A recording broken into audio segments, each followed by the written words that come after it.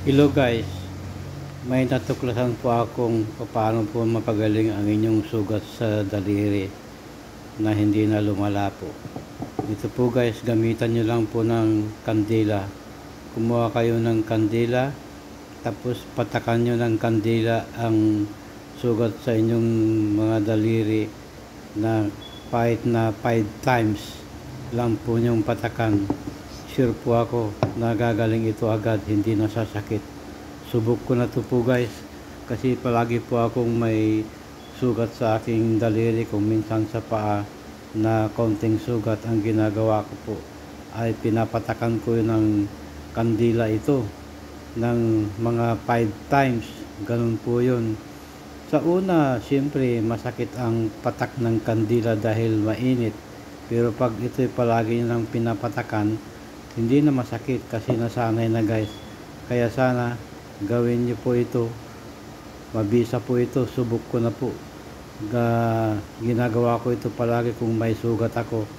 Yan po guys, madaling magpagaling ng sugat. Kasi ang patak ng kandila ay mainit. Pinapatay nito ang mikrobyo sa yung sugat. Kaya ito madaling gumaling at hindi na lumala ito. Kahit na po guys, subukan nyo po para maniwala kayo sa akin. Subok ko na po ito, palagi ko po itong ginagawa at mabisa. Talagang mapakagaling. Wala ka nang hihilingin pa. Try nyo lang po. Masakit po sa una siyempre. Pero pag palagi nyo lang ginagawa, hindi na masakit ito kasi nasanay na guys. Ganun po yun. Try nyo po guys.